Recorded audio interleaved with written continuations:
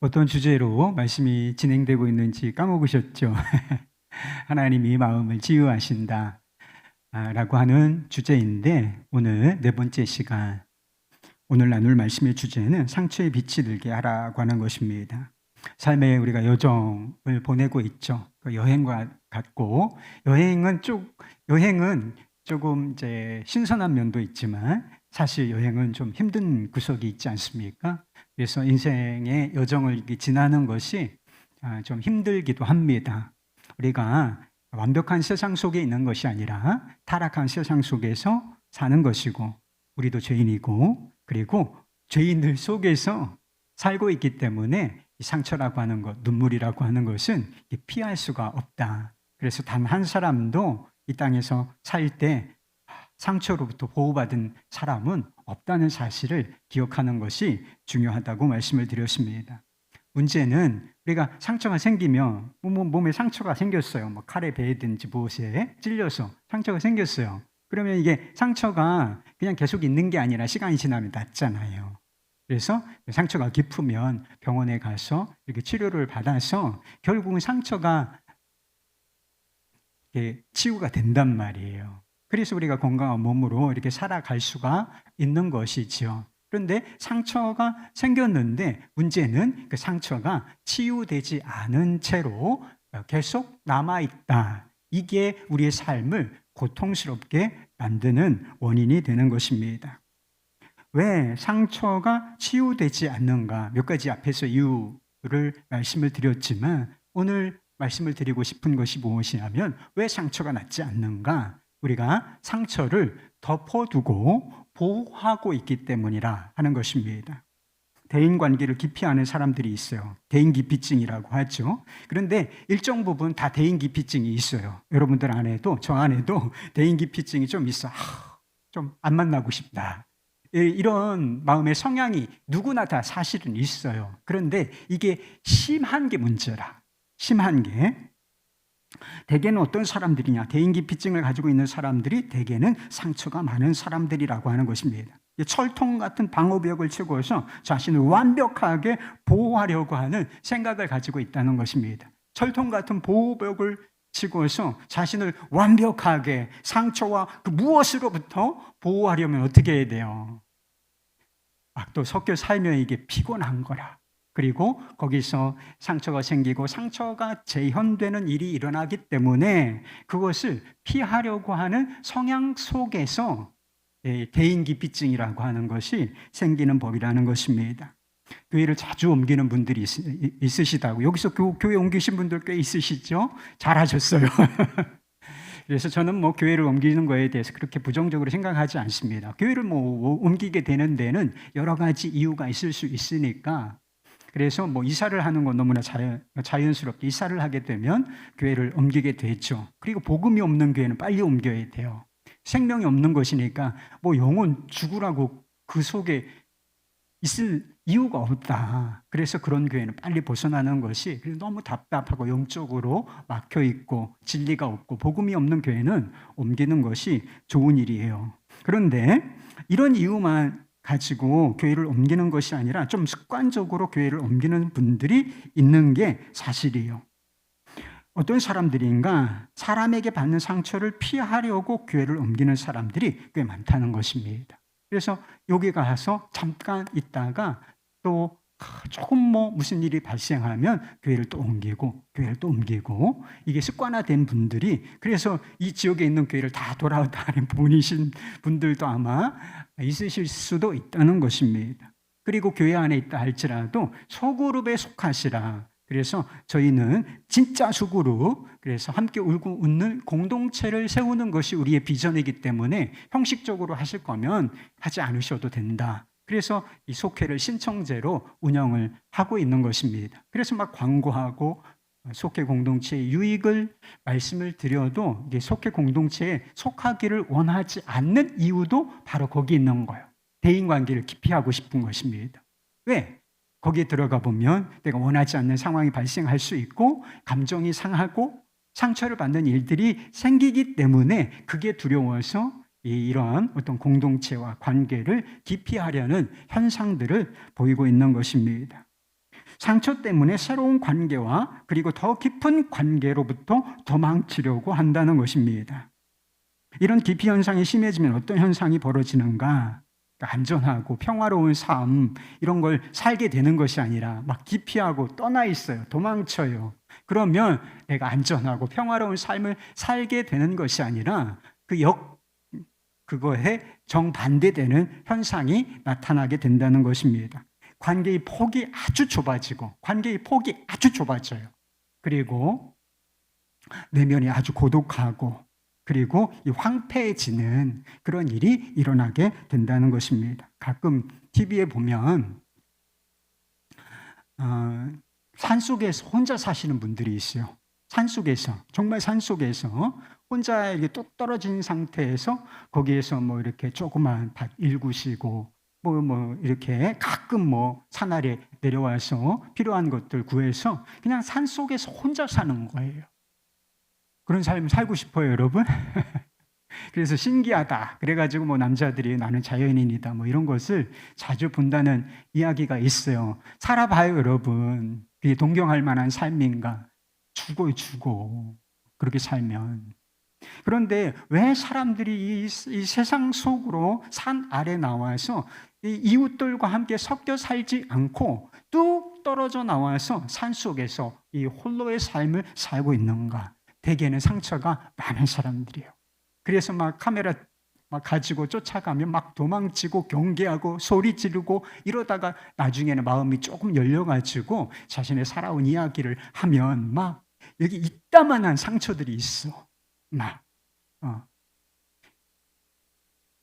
살면서 엄청난 상처들, 경제적인 어떤 실패, 그것과 관련한 가족들과의, 그래서 가족도 안 보고 사는 거예요. 그렇게 사는 사람들이 많다라고 하는 것입니다.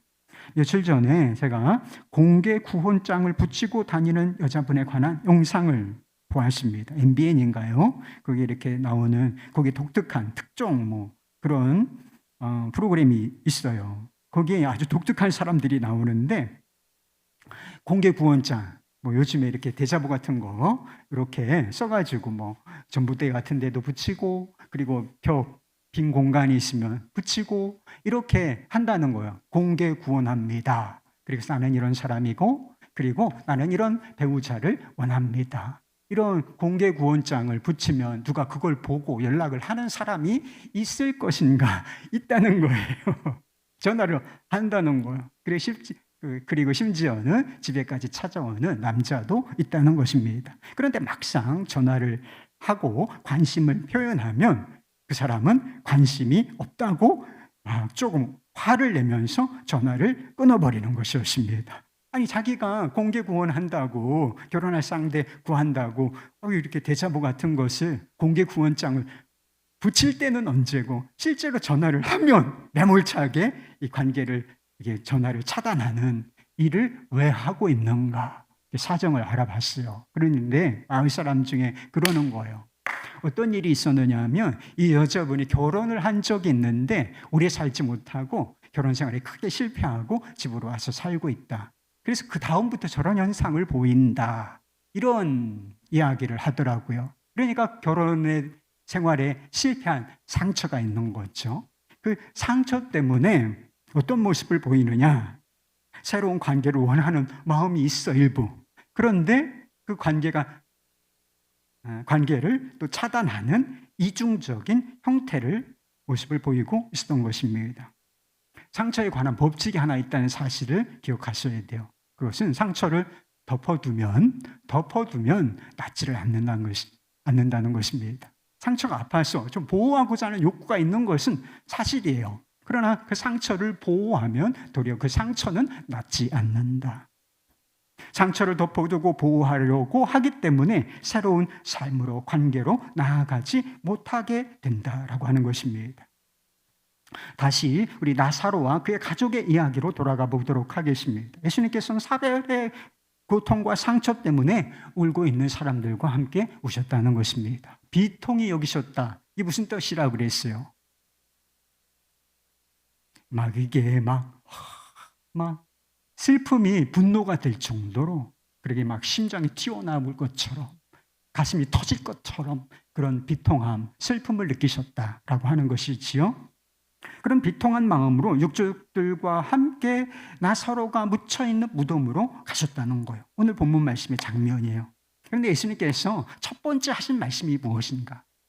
그 당시에 무덤은, 예수님 당시에 무덤은 어떻게 되어 있었느냐면 동굴 형태로 되어 있었어요. 아주 깊은 동굴은 아니지만 굴 형태로 되어 있어서 그 앞에 큰 이렇게 돌을 막아놓는 그래서 이 돌은 혼자 옮겨 놓을 수 없는 돌이었어요.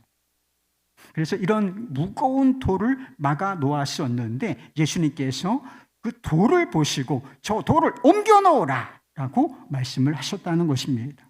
무덤 속에 들어있는 게 뭐겠어요? 벌써 죽은 지가 나흘이 되어서 썩은 내가 진동하는 시체가 들어있었지요.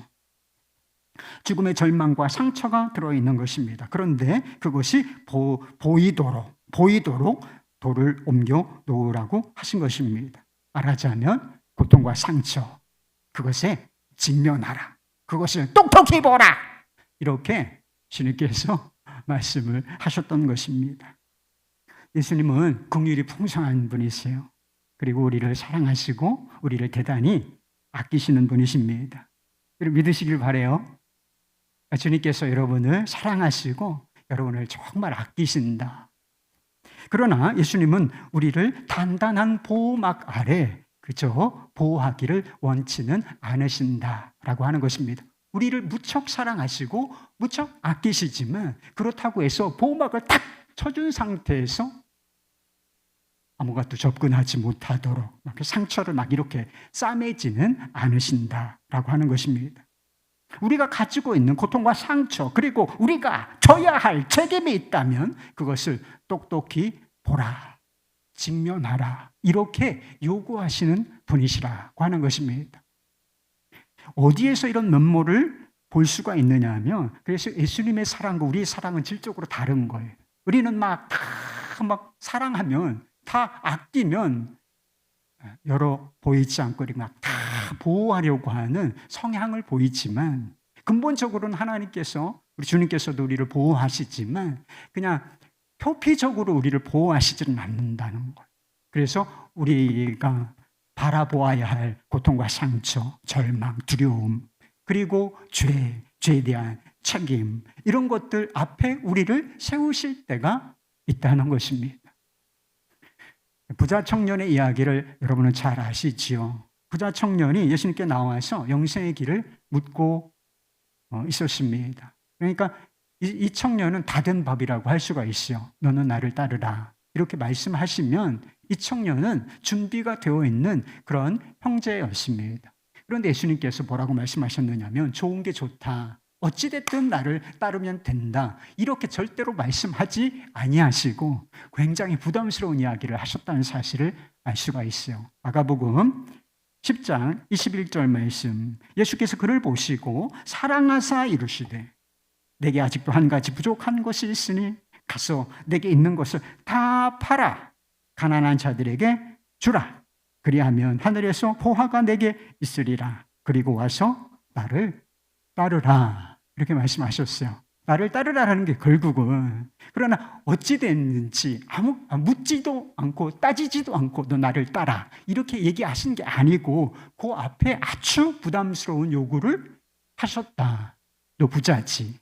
내가 가진 거 다 팔아. 그것을 다른 사람들에게 나누어 주고 그런 후에야 나를 따르라. 이렇게 말씀을 하셨다는 것입니다. 예수님께서 무엇을 하고자 하신 것인가? 예수님께서 하신 일은 이 청년이 가지고 있는 근본적인 문제, 그것을 마주하도록 만드신 것이었습니다. 내가 섬기는 것이 하나님 사랑한다 그랬지.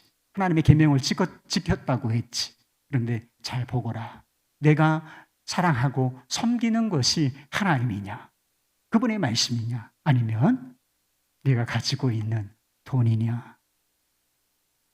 하나님보다 돈을 사랑하는 마음, 그것을 들여다보라고 하신 것이었습니다. 예수님께서는 청년을 이 문제 앞에 세우면 그를 잃을 수도 있다. 그래서 그가 영생의 문턱에서 그것을 넘지 못하고 예수님의 조건을, 예수님의 말씀을 수용하지 못하고 그 앞에서 돌아가서 근심하는 얼굴로 돌아갔다고 말씀을 하고 있지 않습니까? 이 청년을 잃은 거예요. 그래서 너는 나를 따르라 이렇게 하면 되실 건데 이 엄청난 요구를 하심으로써 그 청년의 발걸음을 돌이키게 만드셨다. 그런데 왜 예수님께서 이와 같은 일을 하신 것인가? 그 이유가 요 말씀 시작 부분에 나오잖아요. 이런 요구를 하신 이유가 무엇이냐? 그 청년을 시험하기 위함이 아니라 그 청년을 예수께서 그를 보시고 사랑하여 이루시되 그 청년을 너무나 사랑하셨기 때문에 이걸 직면하게 네가 사랑하는 것이 하나님이냐 돈이냐 이 문제 앞에 서도록 만드셨다. 그만큼 예수님은 그 청년을 사랑하셨다라고 하는 것입니다. 요셉의 이야기도 있어요. 요셉은 형들로부터 큰 고통과 상처를 받은 사람이었어요. 인생이 막 쑥대밭이 된 거니까 10대 후반부터 그의 인생은 노예로 이제 시작되어서 완전히 죽을 때까지 노예가 될 수 있는 그런 상황이 된 것이니까 인생이 완전히 짓밟혀 버린 것 아니겠습니까? 인생이 통째로 고통의 구렁텅이로 형들에 의해서 던져진 것이었어요. 그런데 요셉이 하나님의 인도하심으로 총리가 되었고 총리가 되었을 때 형제들이 곡식을 구하기 위해서 구걸을 하러 온 거죠. 말하자면 사러 온 건데 거지 모습으로 사실은 이 총리가 된 요셉 앞에 서게 된 것이었습니다.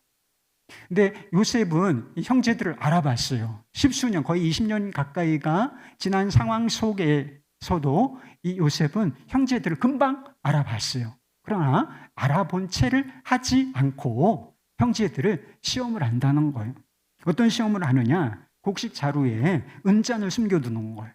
그래서 왕실에서 쓰는, 총실에서 쓰는 은잔을 숨겨두는 일을 통해서 이 형제들을 시험하게 된다는 것입니다. 왜 형제들을 그런 방법으로 시험을 한 것인가? 죽이려고? 아니었습니다. 요셉은 이미 하나님께서 자신의 고통을 문하시하시고 에브라임 하셨다라고 하는 것을 확신했고 그리고 그 하나님의 은혜를 깨달은 상태에 있었기 때문에 형제들을 이미 용서했어요. 그리고 용서할 마음을 가지고 있었던 것입니다. 그런데 왜 이런 시험을 한 것인가? 과거에 형들이 지었던 죄, 서로를 미워하고 서로를 탓하고 서로에게 책임을 전가하는 이것과 마주서게 하기 위하여 이런 방법으로 시험을 하였던 것입니다.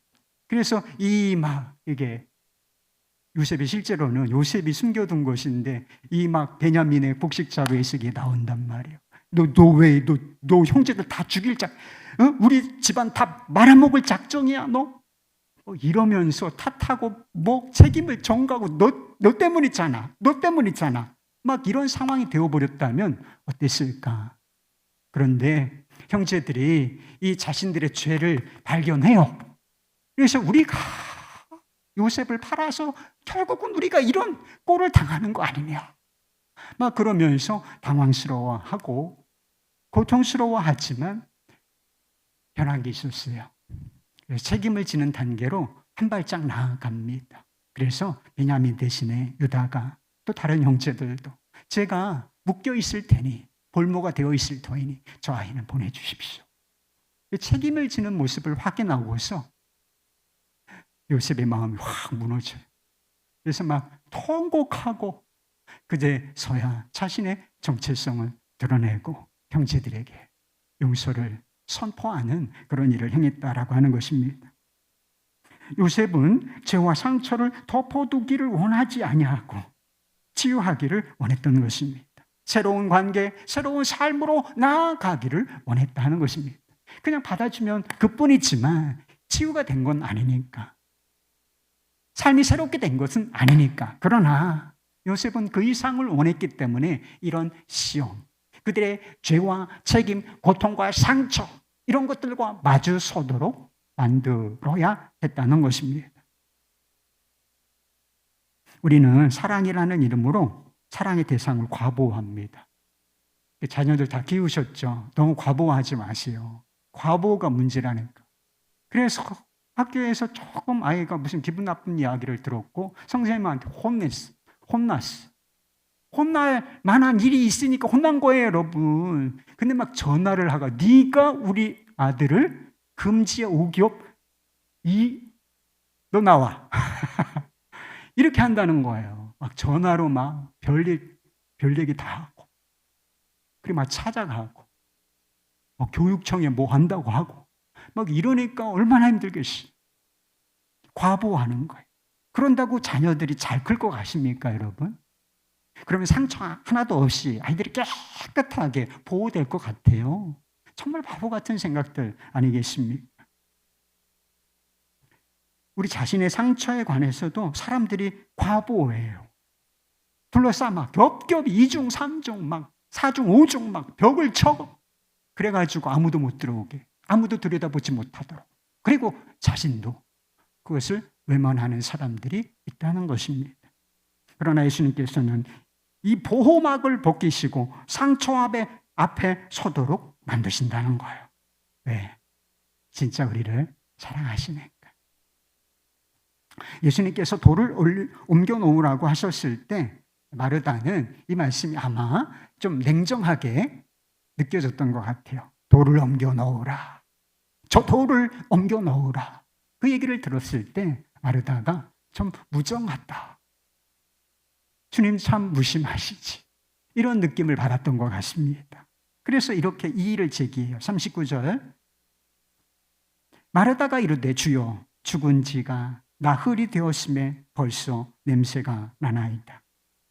주님 썩은 시체를 보아서 무엇하겠습니까? 그 절망을 보아서 무엇하겠습니까? 이런 뜻이 들어있는 것이죠. 예수님께서 무덤 속에 썩어가는 시체와 절망이 들어있다는 것을 모르실 리가 있었겠습니까? 그럼에도 돌을 옮겨 놓으라고 하신 것은 그래야 죽은 자가 나올 수 있었기 때문인 것입니다. 많은 사람들이 마르다처럼 고통과 상처, 절망, 그것이 들어있는 마음이 있잖아요. 마음에 이게 다 들어있는 거란 말이에요. 상처와 아픔과 고통과 절망, 두려움과 분노, 이 모든 것이 마음 속에, 마음이라는 굴 속에 들어있는데 그 무거운 돌로서 이 마음을 닫아놓는다는 거예요. 아무것도 들어가지 못하도록, 아무것도 보지 못하도록. 어떤 사람들은 상담사 앞에 와서조차 이렇게 이야기한다는 거예요. 그 문제만큼은 말하고 싶지 않습니다. 얘기하면 너무 상처가 돼요. 차라리 있는 편이 나아요. 있지도 못하면서 차라리 있는 편이 낫대. 이 문제만큼은 그냥 그대로 두는 것이 좋을 듯합니다. 변화가 생기면 어떤 일이 벌어질지 모르니까요. 하나님은 빛이시고 진리이시고 생명이십니다. 하나님은 빛이시라 그랬어요.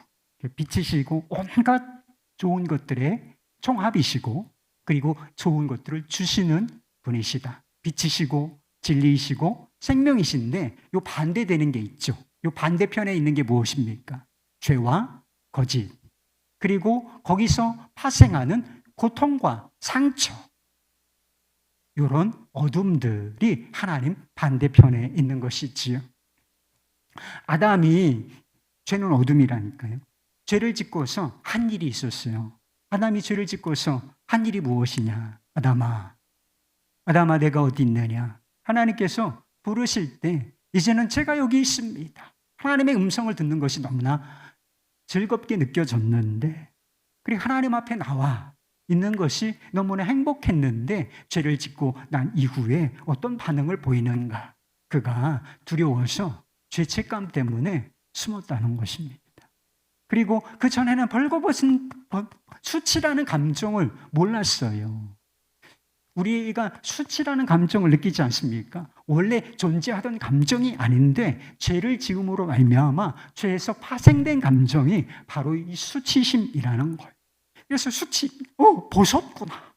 그래서 수치심 때문에 가려야 하겠는데 가릴 게 뭐가 있겠어요, 그 당시에. 그래서 무화과 나무 잎을 엮어서 치마를 만들어 입는 이 수치를 가리는 일을 했다는 것입니다. 그러나 피하고 가리는 방식으로는 죄도 그리고 수치나 상처도 해결이 안 된다는 것입니다. 이것을 해결하는 방법이 있는데 그것은 돌을 옮겨 놓음으로 어둠 속에 하나님의 빛이, 구원의 빛이 들게 하는 것입니다. 그래야 생명의 삶으로 나아갈 수가 있는 거예요. 가리고 숨기고 도망치고 외면하고 이게 아니라 자기를 있는 그대로 그 어둠을 드러냄으로 말미암아 창조의 빛, 하나님의 빛, 진리의 빛, 생명의 빛이 그 빛 마음속으로 흘러 들어가도록 열어두어야 한다는 거예요. 그래야 비로소 하나님의 빛이 마음을 비추고 하나님의 빛이 마음을 비출 때에 어둠이 물러가고 생명의 역사가 나타나게 된다는 것입니다. 탤런트 백일섭 씨 아시죠? 백일섭 씨에 관한 영상을 하나 본 적이 있어요. 어떤 영상이냐면 백일섭 씨가 예전에 졸혼을 선언한 적이 있어요. 여러분도 졸혼하고 싶죠? 그러니까 이건 세상적인 방식이기 때문에 이런 생각 꿈에도 하지 마요. 꿈에도 결혼 졸업하고 싶다. 결혼 졸업해버리고 싶죠? 애들도 졸업하는데 결혼도 좀 졸업합시다. 우리 너무 오래 살았잖아. 그래서 형식적으로 그냥 부부 관계라는 서류만 남겨놓고 이혼한 사람처럼 사는 거예요. 졸혼을 선언한 적이 있는데 아들, 딸이 있어요.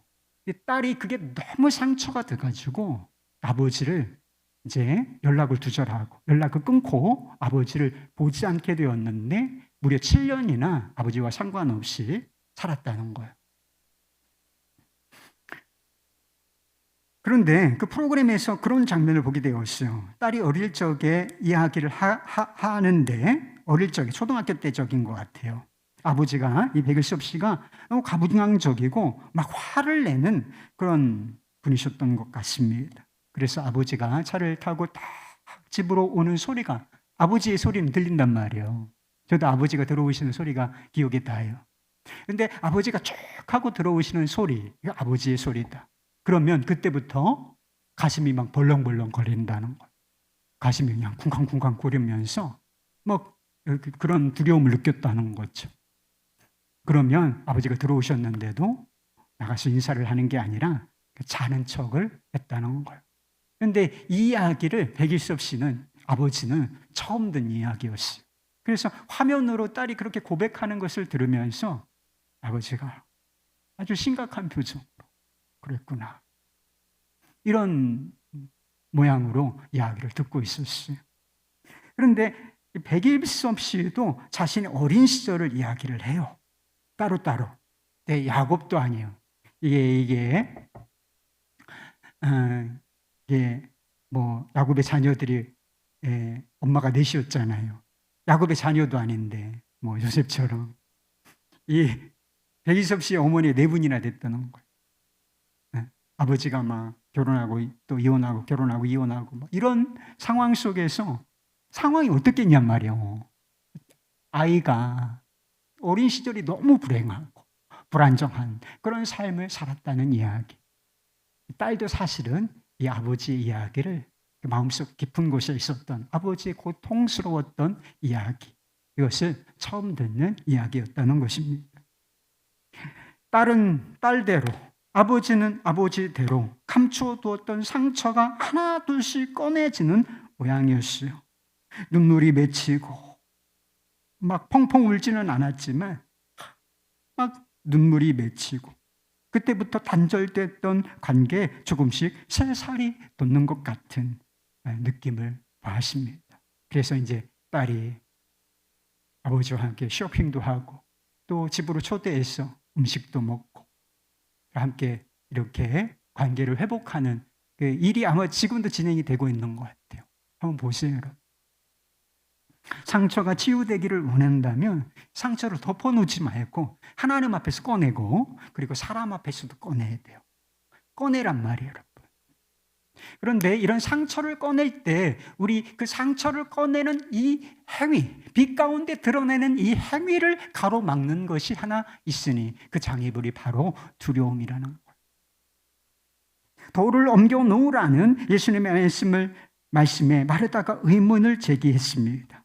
썩어가고 있는 오빠의 시체, 그 절망을, 그 사별의 상처를 마주한다는 것은 피하고 싶은 일, 두려운 일이었기 때문일 것입니다.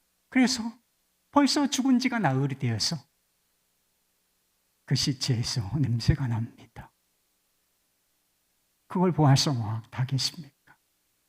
있다는 거죠.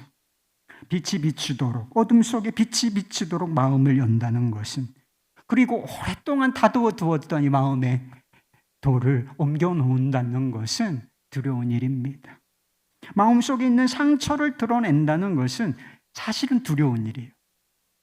그 상처에 온갖 것이 다 들어있단 말이에요. 죄책감도 들어있고, 수치심도 들어있고, 이 상처받은 상황에 그냥 막 그 짬뽕으로 다 들어있어요. 두려움도 있고, 분노도 있고, 좌절도 있고, 절망도 있고. 그러니까 어둠에 속한 것들이 그 상처라는 이름으로 덕지덕지 다 붙어 있는 거예요. 그러니까 그것을 열어놓음으로 내가 마주하고, 그것을 하나님 앞에, 또 사람 앞에 드러낸다는 것은 두려운 일이에요. 내가 그것과 마주하는 것, 그것도 두려운 일이고, 그것을 드러내므로 사람들의 시선을, 내가 어떤 사람이냐, 지금은 다 괜찮은 것처럼 보인단 말이에요. 여러분들 안 괜찮잖아요. 여러분 마음에도 썩고 냄새나는 게 다 있어요. 건드릴 수 없이 아픈 것들이 다 있어요. 지금은 괜찮은 척 하죠. 여러분 기도할 때도 제가 보니까 괜찮은 척 하더라고. 안 괜찮아요. 사실은 외면할 뿐이에요. 그 뚜껑을 열지 않을 뿐이에요. 왜? 그걸 마주하는 게 자신이 없으니까, 용기가 안 나니까. 내가 이런 사람이라 존재가 벌겨벗겨지는 것처럼 느껴지기 때문에 사람들은 그것을 두려워한다는 것입니다. 자신의 죄와 다른 사람들의 죄로 온통 뒤엎여서, 이게 쌍방과실이라고 했잖아요. 많은 경우에는. 그래서 어떤 여인이 그렇게 말을 했다는 거예요. 저는 무조건 속으로 꾹꾹 누르고 있었어요. 정말 지독할 정도로 말입니다. 그것을 다 끄집어내야 한다는 것.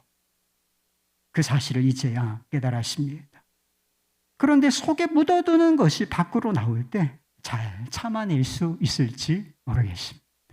막 상처에 쓴물이 막 터져 나올 때, 그 구정물 같은 거란 말이에요.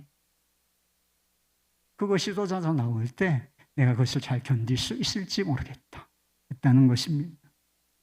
마음을 열고 상처를 드러낸다는 것은 두려운 일입니다. 그러나 우리가 이 두려움을 넘어설 수 있는 이유가 있어요. 상처가 들어있는 마음을 열어 보일 때 우리에게 비추는 빛은 그냥 빛이 아니고 은혜의 빛이고 십자가의 빛이기 때문인 것입니다. 십자가의 빛은 진실을 드러내요. 그 상처의 진실을 드러내고, 그 어둠을 드러내고, 죄를 드러내고, 그 수치를 다 드러내지만 드러낸 것 자체가 목적이 아니라, 그래서 화상도 입을 수가 있어요. 하나님의 거룩한 빛 앞에, 이 십자가의 빛 앞에 이 냄새가 나는 상처를 드러내면 화상을 입을 수도 있다. 더 고통스러운 경험을 할 수도 있습니다. 그러나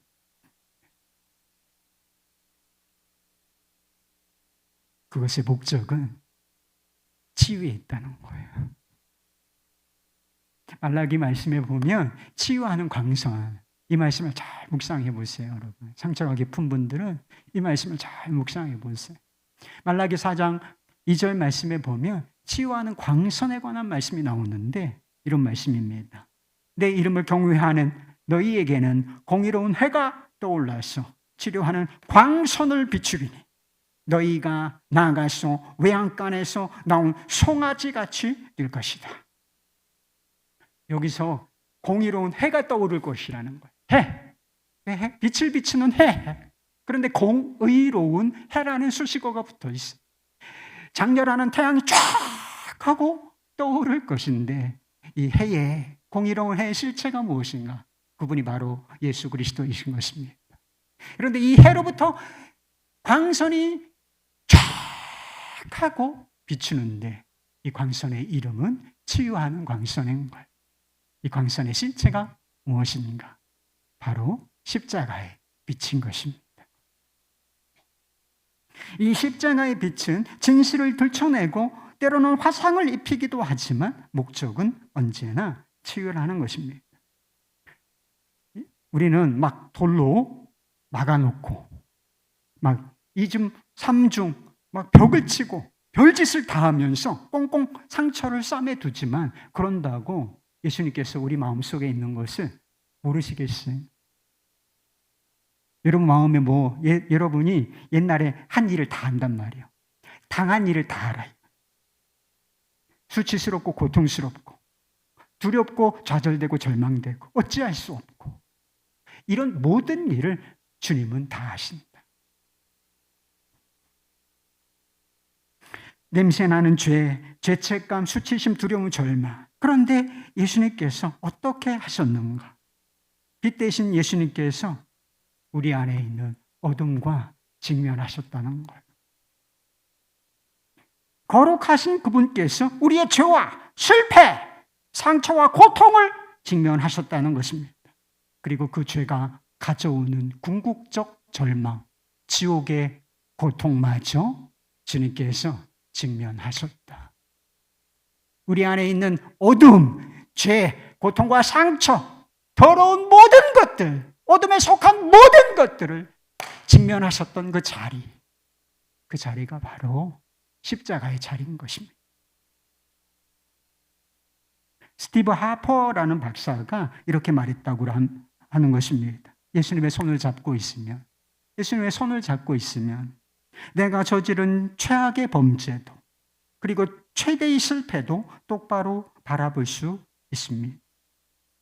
구원의 십자가, 치유와 회복의 십자가가 있기 때문에 그 어떤 더러운 죄도 그리고 그 어떤 최악의 실패도 주님 손 붙잡고 있으면 십자가를 의지하면 피하지 않고 똑똑히 주시할 수 있다는 지금 제가 그렇게 더러운 죄인이었습니다. 제가 이렇게 큰 실패자입니다. 제 안에 이런 상처가 있습니다. 주목해 볼 수가 있다는 것입니다. 제가 오늘 수련회에 가서 저희 죄를 고백해야 할 때가 있었어요. 제가 죄인이에요, 여러분. 큰 죄인입니다. 그런데 그 죄를 고백하는데 공개적인 자리. 사실 부끄럽잖아요. 제가 그런 죄인이었다는 게 사실 저 자신도 한심하고 부끄러운 일이었어요.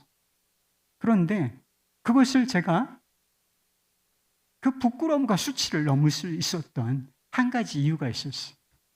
저 안에 확신이 있었기 때문에 주님께서 내 죄를 용서하셨다.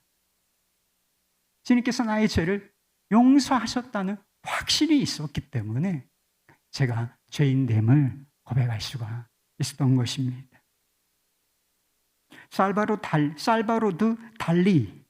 살바도르 달리라고 하는 분의 화가요, 십자가에 달린 성 요한의 그리스도라고 하는 그림이 있습니다. 자, 이 그림이에요. 잘 보이세요? 화면이 좀 어두워서 자, 그래도 잘 보시기 바랍니다. 대개 이 십자가 그림은 어때요? 대개 이 십자가 그림은 인간의 시각으로 십자가는 좀 높은 위치에 있으니까 그래서 시선을 위로 보고서 아래에서 위로 십자가를 바라보는 십자가에 달려 계신 예수님을 묘사하는 것이 일반적인 경우예요. 십자가의 그림이 다 그래요. 그런데 이 그림을 한번 보십시오. 이 그림은 마치 하나님의 눈으로 보는 것처럼 십자가를 위에서 아래로 내려다보고 있다는 것입니다. 힘있고 강인한 모습으로 그려진 예수님이 사방에, 뒤에가, 십자가 뒤에가 다 어둠이란 말이에요. 그래서 사방의 어둠을 다 짊어지고 있다. 그리고 십자가 앞으로는 빛이 비추어지고 있지 않습니까? 땅과 하늘과 바다, 그리고 저 배가 있죠.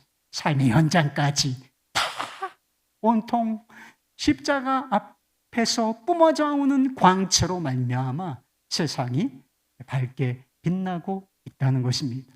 뒤로는 어둠, 십자가 앞으로는 빛, 그리고 온 세상을 그 빛이 비추어주고 있다라고 하는 것입니다. 남들한테 당한 폭행과 배반과 버려짐과 거부 등의 상처, 이런 상처로 뒤범벅이 된 사람들이 있죠. 부모로부터 버려지고 사랑하는 사람들로부터 배신을 당하고 폭행을 당하고 성폭행을 당하고, 그리고 자신의 죄 때문에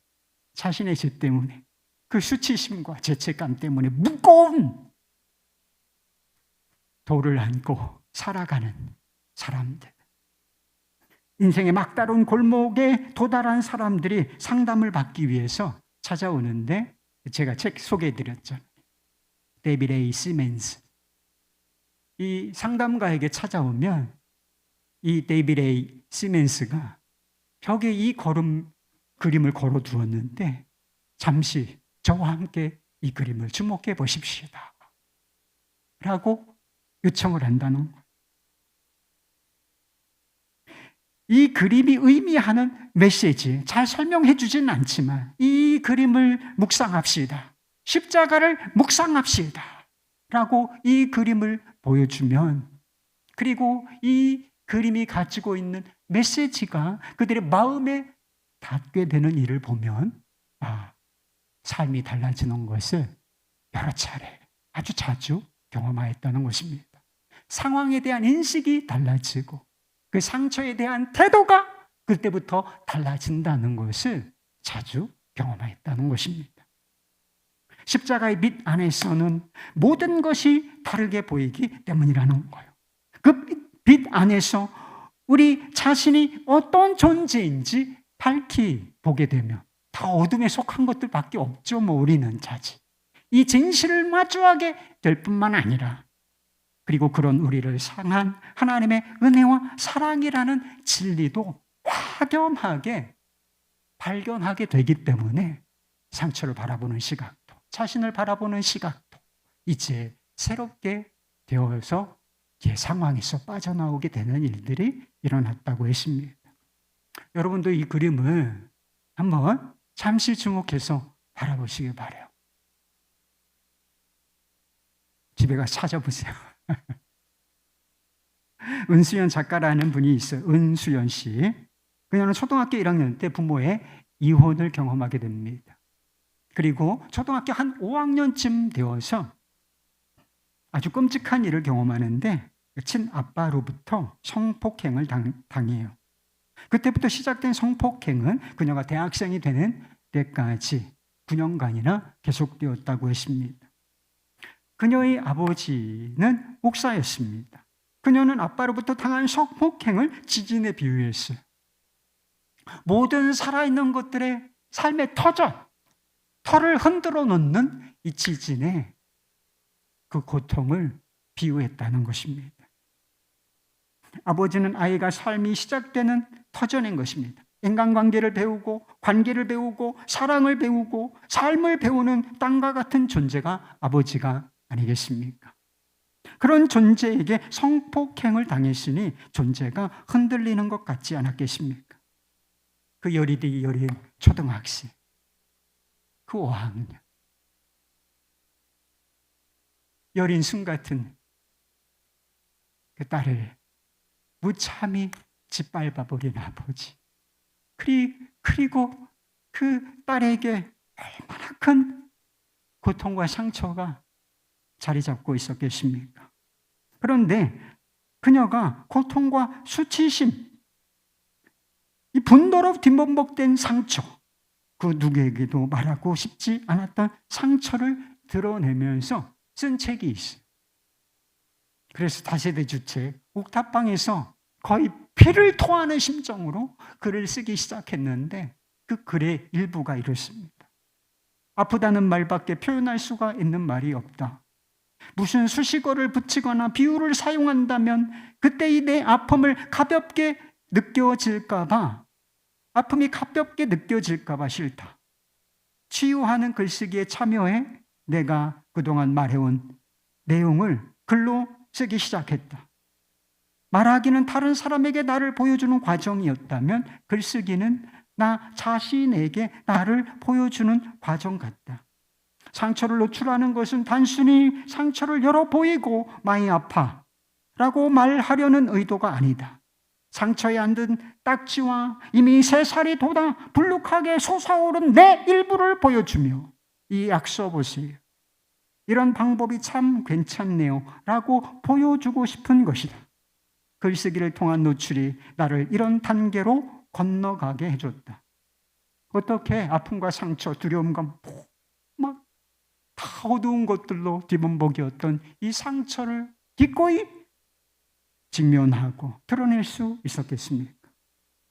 어떻게 상처 입은 차로 그냥 그렇게 사는 것이 아니라 상처 입었지만 상처 입은 치유자로 그의 삶이 건너갈 수 있었겠습니까? 그녀에게는 하나님의 은혜와 사랑이라는 빛, 십자가라는 빛이 비추었기 때문이라는 것입니다. 책을 보면 정확하게 나와요. 이 십자가를 아는 사람이구나. 하나님의 은혜와 사랑의 진면목을 방황도 많이 했지만 사실은 이것을 만난 사람이구나 라고 하는 사실을 알게 됩니다. 그녀는 악마 같은 아버지, 정말 악마 아닙니까? 악마 같은 아버지에게 이런 글을 써 보냈다고 하는 것입니다. 아빠, 저는 이제 예수님의 사랑을 입은 사람입니다. 그래서 그 사랑에 힘입어 아빠를 용서합니다. 그렇지만 아빠를 만나는 일은 전혀 고려하지 않고 있습니다. 아빠, 18년 만에 불러봅니다. 건강하세요. 아빠의 하나밖에 없는 딸 수연올림. 도대체 어떻게 이런 일이 가능하죠? 용서하라고 제가 설교 자주 하잖아요. 이런 아버지는 용서하라고 말하고 싶은 마음이 없어지더라고요. 근데 어떻게 이런 상처 속에서 절망을 딛고 그가 용서를 선택할 수 있었겠습니까?